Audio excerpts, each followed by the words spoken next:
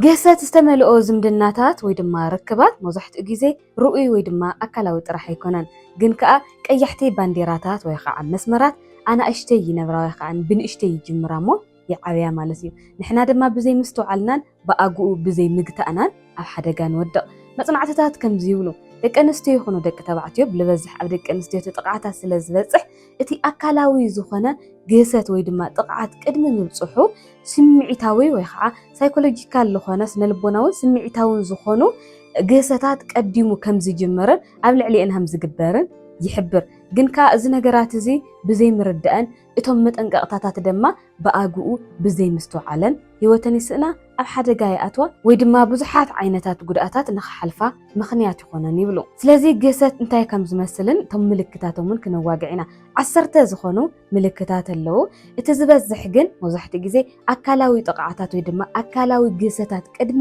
ምምፅኦም እቲ ዝቕድም ፊዚካል ዘይኮነስ ኢሞሽናልን ሳይኮሎጂካልን ወይ ከዓ ስምዒታውን ስነልቦናውን ስለ ዝኾነ እቶም ዝበዝሑ ኣብ ስምዒታውን ስነ ኣእምሮውን ዝኾኑ ገሰታት ክነዋግዕ ኢና ካፍቶም ሒዘዮም ዘለኹ ስምዒታዊ ወይ ድማ ስነ ኣእምሮዊ ገሰታት ቀዳማይ ምንኣኣስ እዩ ምንኣኣስ እቶም ብብዝሓት ዝረአዩ ምልክታት እዮም ሕዚ ሓንቲ ኣፍቃሪት ንተፍቅሮ ወዲ ወይ ከዓ ንተፍቅሮ ሰብ ዝገበረት እንተገበረት ፅቡቕ እዩ ይሐጉሰ እዩ እዚ ነገር እዚ ደስ ክብሎ ይኽእል እዩ ኢላ ዘለዋ ነገር ኩሉ ንባዕሉ ኣውፂኣ ንኽትሐጉሰ ተፈተነት ምንም ዘይክመስሎ ይኽእል እዩ ኳድኣስ ድንገት ከናድዶን ድንገት ክቐይማን ይኽእል እዩ ማለት ምንም ዓይነት ነገር ካባኺ ኣይፅበይን ንሱ ብቻ ኣይኮነን በቲ ትገብርዮ ነገራት ንባዕሉ ከናእስኽ ይኽእሉ እዮም ማለት ንኣብነት ሕጉሰ እዩ ኢልኪ ዕንበባ ወይ ድማ ሕጉሰ እዩ ኢልኪ ዝኾነ ስጦታ ወይ ከዓ ውህብቶ ወላ ሒዝክሉ ክትከደ ከለኺ ከናእሰክን ምንም ጥቕሚ ከም ዘይብልክን ትሕቲ ሰብ ከም ዝኾንክን ክገብረኪ ይኽእል እዩ ማለት እዩ ካልኣይ ከዓ ሂሚሊየሽን ወይ ከዓ ምውራድ እዚ ምውራድ እዚ መብዛሕትኡ ግዜ እንደውም ዝረአ ነገር እዩ ኢለ ይሓስብና ፍቕሪ ክትልግሰሎም ከለኻ ፍቕሪ ክትህቦም ከለኻ ኣብ ቅድሚ ሰብ መጀመርያ ብብሕቲ ይጅምርዎ እሞ ድሕራይ ከዓ ኣብ ቅድሚ ሰብ ብተደጋጋሚ ይፀርፉኻ ውርደት መጀመርታ ብብሕቲ ክጅምር ይኽእል እዩ ብድሕሪኡ ድማ ኣብ ቅድሚ ዘኽብርኹም ዝፈትዩኹም ዝሓሊልኩም ሰባት ከዋርድኹምን ከናእሱኹምን ይኽእሉ እዮም ማለት እዩ መብዛሕትኡ ስምዒታዊ ገሰታት ንኹሉ ጥቕዓታት ወይ ከዓ ገሰታት ይቕድም እዩ ሳልሳይ ከዓ ብሌሚንግ ወይ ከዓ መውቃስ እዚ ነገር እዚ ዝጥቀምሉ ንሕማቕ ስምዒቶም ወይ ከዓ ባህርያቶም ሓላፍነት ከም ዝስምዐካ ብምግባር እዩ ንሶም ዘጥፍእዎ ንሶም ዘለዎም ሕማቕ ነገራት ኩሉ ንስኺ ሓላፍነት ንኽትወስድ ይገብሩኹ ማለት እዩ ንሱ ደገም ሽዩ ክመፅእ ከሎ ናትክ ጉድለት ከም ዝኾነ ንሱ ምስ ካልአይቲ ጓል ዝዝምውቶ ኮይኑ ናይ ጉድለትን ናይ ክስሕተትን ከም ዝኾነ ንኸረድአኪ ይፍትን ማለት እዩ ስለዚ ባዕልኺ ንኽትወቕሲ ባዕልኺ ንኽትፀልኢ በዚ ዝተለዓለ ከዓ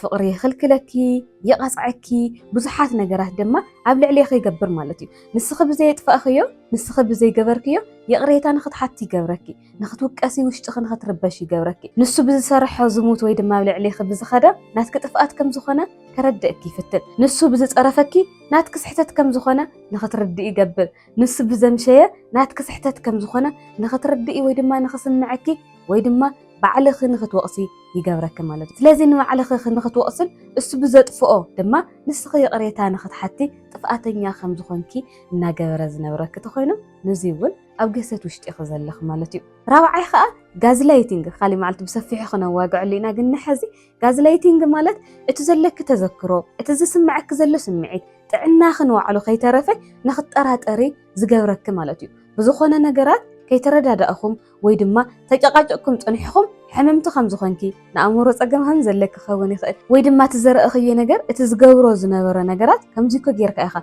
እዚ እኮ ትገብር ኣለኻ ንምንታይ ከምዚ ትኸውን ክትብሉ እየ ከለኺ ኮምፕሊትሊ ከም ዘይተፈፀመን ንስኺ ግን ጥዒቲ ከም ዘይኮንክን ንኸርእየኪ ዝፍትን እንተኾይኑ ድማ ጋዝላይቲንግ ይበሃል ማለት እዩ ስለዚ እዚ ንባዕሉ ብጣዕሚ ከቢድ ዝኾነ ስነ ኣእምሮዊ ፀገም ዘብፅሕን ባዕልኻ ክትጠራጠረ ብምግባር ሕማቕ ውሳነታት ንኽትወስንን ንሱ ንዝገብሮ ነገራት ድማ ከም ተብላዕሊ ዝነገርኩ ንስኺ ብቻ ጥፍኣተኛ ከም ዝኾንኪ ንኽስምዐኪ ዝገብር ጉዳይ እዩ ማለት እዩ ሓምሻይ ከዓ ኮንትሮል ምግባር ወይ ድማ ምቁፅፃር ኣብዚ ምቁፅፃር ክበሃል ከሎ ብብዙሕ ዓይነታት ክቆፃፀረኪ ይኽእል እዩ ፋይናንሻል ክኸውን ይኽእል ፊዚካሊ ክኸውን ይኽእል ኮታስ ብብዙሕ ነገራት ክቆፃፀረኪ ይኽእል እዩ ንኣብነት ሶሻል ሚድያኺ ክቆፃፀሮ ይኽእል ምስ መን ተውዕለኺ ምስ መን ትውዕሊ እንታይ ትበልዒ እንታይ ትሰቲ እንታይ ትኽደኒ ዝብሉ ነገራት ኩሎም ክሕዝ እውን ይኽእል እዩ ስለዚ ኣብ ምቁፅፃር ግዜ ከይከታተል ኣበይ ከም ዘለኺ ምስ መን ከም ዘለኺ ኩሉ ነገራት ክትነግርዮ ይፍትን ማለት እዩ። ንሱ ብቻ ይኾነ ናብ መሓዙትኪ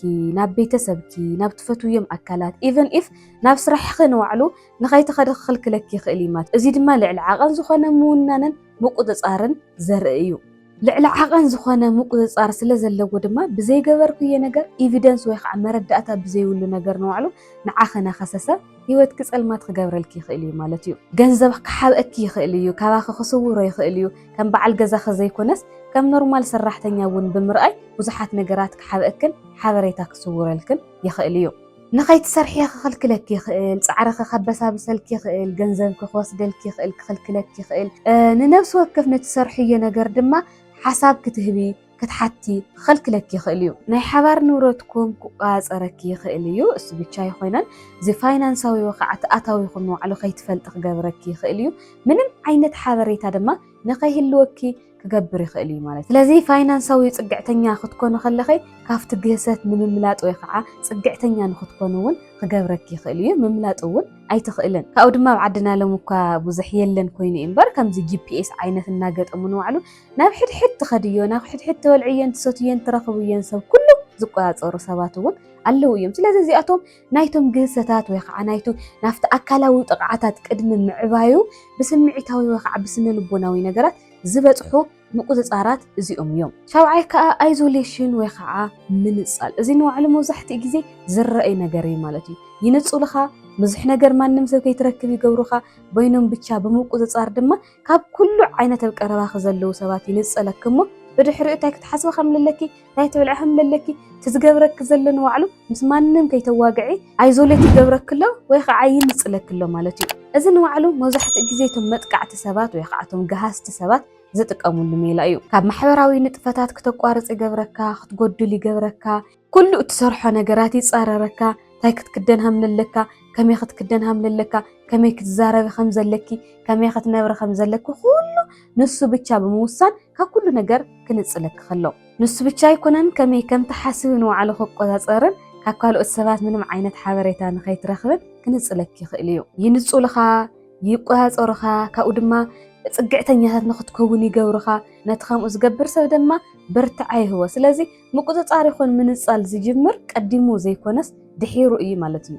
ሻምናይ ድማ ሓዘን ዘይብሎም ክኾኑ ከለዉ ምንም ነገር ይሰማዕኺ፣ ምንም ነገር ኩኒ፣ ምንም ነገር ሕለፊ ምንም ዓይነት ኣቴንሽን ዘይህቦ ሰባት ማለት ላክ ኦፍ ኢምፓቲ ዝበሃል ዓይነት ማለት እዩ። ምንም ዓይነት ሓዘኔታ ዘይብሎም ክኾኑ ከለዉ ድማ ኣብ ግህሰት ወይ ድማ ኣብ መንገዲ ኢኺ ዘለኺ ማለት እዩ። ንጥቕዓታት ሓዘን ክስምዐኪ ከሎ ክትበኺ ከለኺ ክትበሳጨው ከለኺ ወይ ድማ ዝኾነ ነገር ገጢሙ ክስቕ ክትብሎ ከለኺ ምኽንያትኪ ክሰምዕ ይደልን ማለት እዩ። በቃ ኩሉ ነገር ንሱ ብቻ ትኽክል ንሱ ብቻ ጥዑይ ስለ ዝኾነ እቲ ተሓልፍዮ ዘለኺ መንገድታት ኩሉ እንታይ እዩ እንታይ ኮንኪ ዝብል ነገራት ካብኡ ኣይመፅን ማለት እዩ። ስለዚ ሓዘን ዘይብሉ ክኸውን ከሎ ንዓኺ ምንም ዓይነት ስምዒት ዘይብሉ ክኸውን ከሎ እዚ ስነልቦናዊ ዝኾኑ ግህሰታት ኣብፅሒልኪ ብድሕሪኡ ናብ ምንታይ ይኣቲ ማለት እዩ ናብ ኣካላዊ ዝኾነ ጥቕዓታት ወይ ከዓ ግህሰታት ይኣቲ ማለት እዩ። ምክንያቱ ስለናይኺ ዝሓዝኖ ነገር ዝስምዖ ነገር የለን ማለት እዩ። ናብ ተሽዓይ ንኣቲ ከለና ድማ እቶም ኣብ ላዕሊ ዝነገርኩኹም 8 ምልክታት ምስ ገበሩ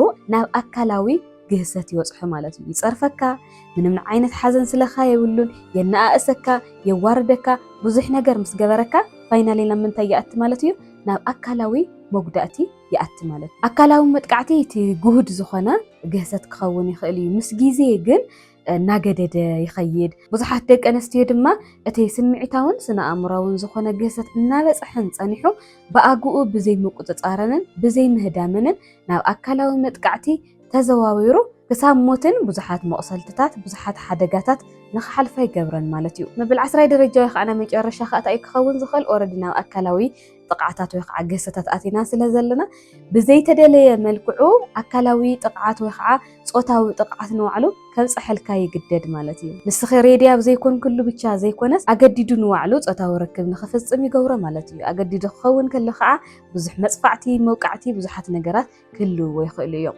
ዘይምቸወኪ ፆታዊ ባህርያት ከርእየኪ ይኽእል፣ ጾታዊ ርክብ ድማ ከምዚ መሳርሒ መቕፃዕቲ ክጥቀመሉ ይኽእል እዩ። ስለዚ ጾታዊ ርክብ ንባዕሉ ከም መቆፃፀርን ምክልኻልን ገይሩ ክጥቀመሉ ይኽእል እዩ ማለት እዩ። መጀመርያ ስምዒታዊ መጥቃዕቲ የብፅሐልከይ ብድሕሪኡ ድማ እናገደደ ዘይትደልዮ ዓይነት ርክብ ንኽትኣትዊ ይገብረክ ማለት እዩ። ስለምንታይ እዩ ደቂ ኣንስትዮ ከምዚ ዓይነት ግህሰታት እናሓለፋና ሃለዋ ሱቕ ዝመርፃ ኢልና ክንሓትት ከለና ከዓ ቀዳማይ ነገር ኖርማላይዜሽን ወይ ከዓ ኖርማል ምግባር በቃ ዝኾነ ነገር ክግበር ከሎስ ኖርማል ምግባር በቃላት ክፀርፍዎን ከለው ክቐንኡ ከለውስ ከምዚ ምልክታት ፍቕሪ ገይረን ዝቆፅራ ብዙሓት ደቂ ኣንስትዮ ኣለዋ። ኣይ ስለዚ ፈትወኒ እኮ እዩ እናበላ ዝምልሳ ማለት እዩ። ስለዚ እዚታት ብኣግኡ ብዘይምፍላጥንን ብዘይምርድእንን ካብቲ ግህሰት ኣይወፃን። ስለዚ ንዕአን ፍቕሪ ማለት እቲ ዝፈትዮ ወይ ድማ እቲ ሰብኣየ ኢለን ዝሓዝኦ ኣካል ወይ ድማ እቲ ፍቕረኝአን ክቐንእ ከሎ ክፀርፈን ከሎ እዩ ማለት እዩ። ሓደ ሰባት ኣለዉ ንኸቕንኡኻ ይፍትኑ እሞ ተዘይቀኒእኻስ ኣይትፈትየኒ ማለት እኮ እዩ ኣይትፈትውንን ማለት እኮ እዩ ምናምን ኢሎም ዝሓቲ ሰባት ኣለውና እዚ ብዘጋጣሚ እዚ ጥዕና ከም ዘይኮነ እውን ክናገረኩም ይደሊ። ካልኣይ ከዓ ፍርሒ ኣካላዊ ጥቕዓት ከየብፅሐላ ክትፈርሕ ትኽእል እያ። ካብ ደቃ ከይንፅላ እውን ክትፈርሕ ትኽእል እያ። ከምኡ ድማ ፋይናንሻሊ ፅግዕተኛ ተኮይና እውን ንኸይትወፅእ ወይ ድማ ካብቲ ግህሰት ንኸይተምልጥ ክገብራ ይኽእል እዩ። እቶም ዘዋጋዕናዮም ግህሰታት ደቂ ተባዕትዮ ልዕሊ ደቂ ኣንስትዮ ትዝበዝሕ ደቂ ኣንስትዮ ድማ ኣብ ውሕዳት ደቂ ተባዕትዮ ንባዕሉ ክገብርኦ ይኽእላ እየን። እቲ ደስ ዝብል ነገር ግን ሓደ ነገር ክንርዳእ ክንክእል ኣለና ኩልና ደቂ ሰባት ምጽዋት ኢና ኣብ ማእኸልና ግና ዝሓመሙ ኣለውና። ስለዚ እዞም ከምዚ ዓይነት ግህሰታት ዘብፅሑ ሰባት ዝሓመሙ እምበር ሰብ ብምዃኖም ዝረኸብዎ መንነት ኣይኮነን። ስለዚ እዚ ነገራት እዚ ንባዕሉ ናፈለና ንባዕልና ክነድሕን ንባዕልና ክነርሕቕ ኣለና ማለት እዩ። ንሎማዓንቲ ዝነበረኒ ግን እዚ ይመስል ነይሩ። ኣብ ቀፃሊ ብኻሊእ ዛዕባ ክሳብ ንራኸብ ሰላም ንዓኹም ይኹን።